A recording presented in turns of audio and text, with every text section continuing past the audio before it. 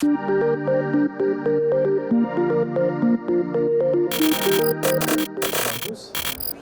Alors, moi je vais vous parler plutôt du chef de projet dans des entreprises de grande taille. Alors d'abord, je suis David Leblanc. J'étais il y a encore 2 ans chef de projet dans l'innovation dans un grand groupe aéronautique français et je me suis lancé dans l'aventure entrepreneuriale avec Lion'Up après avoir écrit un livre sur le sujet de l'innovation et les processus d'innovation qui s'appelle Smart World.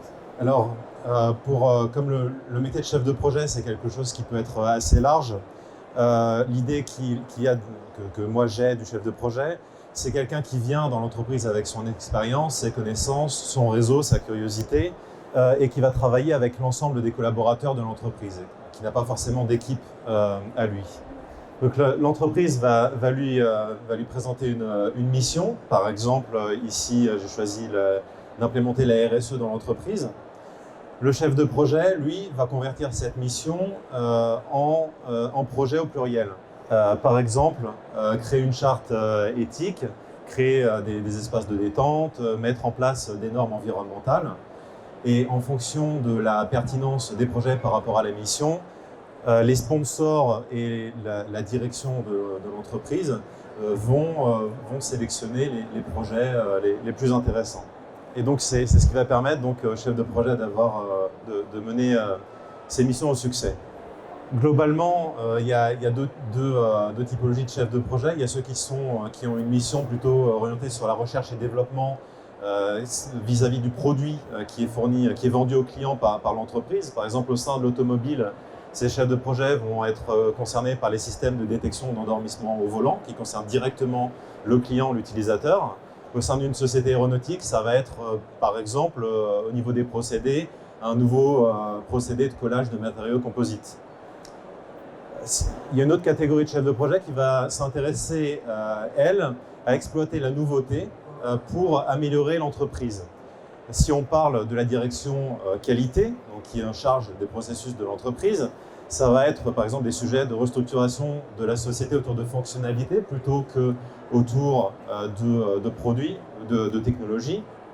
Ça va être la mise en place de nouvelles méthodes de management. Pour la direction des ressources humaines, ce sera des nouvelles méthodes de recrutement, de formation, la construction, la formalisation de la culture de l'entreprise. Et quand on s'approche des systèmes d'information ou de l'industrie au sens plus large, ça va être donc plus lié à la technologie.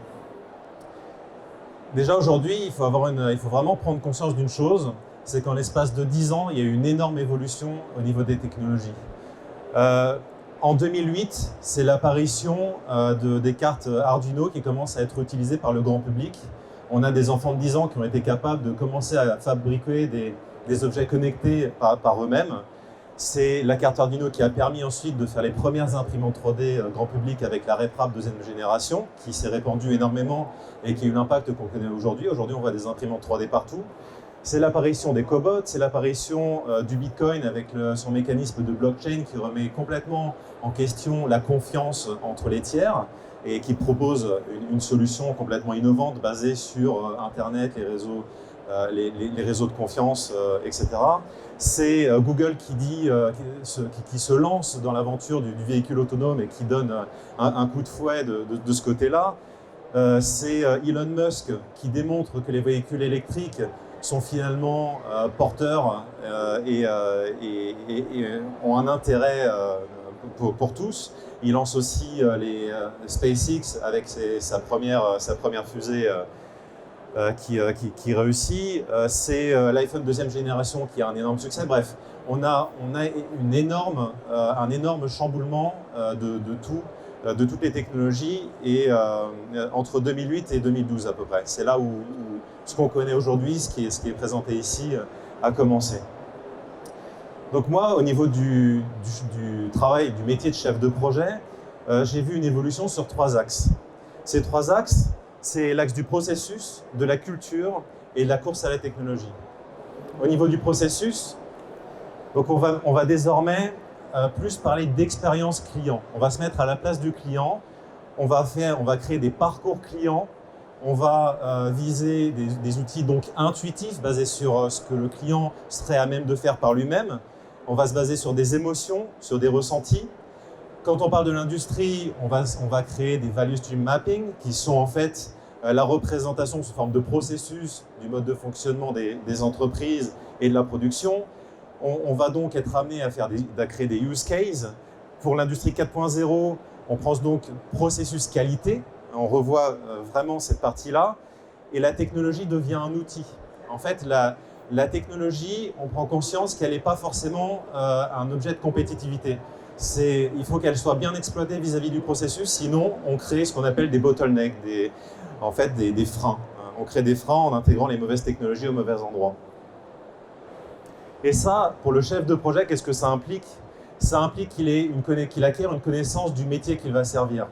Alors qu'il n'est pas expert de ce métier-là, lui, son expertise, c'est ce qu'il va apporter à ses clients.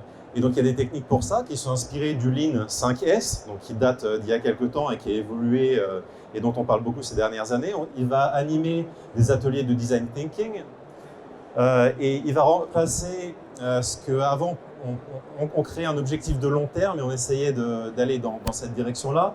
Aujourd'hui, on va plutôt travailler une vision à travers des itérations et mener la mission en mode agile. Les lots du projet ne sont plus découpés en morceaux, mais en fait, on va plutôt viser des biens-services à une valeur ajoutée qui est progressive. À chaque itération, on va chercher à déjà apporter une valeur au client. C'est pour les startups, c'est très connu, c'est ce qui s'appelle les MVP. Et on ne parle plus de provisoire. Quand on travaillait par morceaux, on avait des morceaux qui étaient provisoires en attendant les budgets suivants. Maintenant, on parle de mise à jour, d'update, de release. Et pour combler le tout en termes de management de l'innovation, en fait, le management de l'innovation a lui-même été normalisé par un processus avec une norme ISO. Le deuxième pendant, il y a une transformation culturelle. Aujourd'hui, on pense réseau, avec surtout les nouvelles générations, la génération Y, etc. On est plutôt dans tout ce qui est réseaux sociaux et dans la connexion, dans la collaboration. Et l'écosystème de l'innovation, en France et dans le monde, s'est adapté à ça. Et aujourd'hui, il y a plus de 11 000 structures d'accompagnement en France. En comparaison, donc les 11 000 structures d'accompagnement, ça concerne tous les secteurs d'activité, tous les métiers. Et en comparaison, il y a 9 500 startups en France. Les pôles de compétitivité sont aussi là pour jouer, pour faire fonctionner les réseaux. Et donc, l'objectif de tout ça, c'est la course à la technologie. Et l'objectif, c'est de disrupter les entreprises à tous les niveaux. Voilà. Et en fait, lorsqu'on a lancé le projet Line-Up, l'objectif, c'était d'équiper cet écosystème avec des outils qui permettent d'améliorer en fait le processus d'innovation tel que je l'ai présenté à travers le rôle du chef de projet. Voilà, je vous remercie.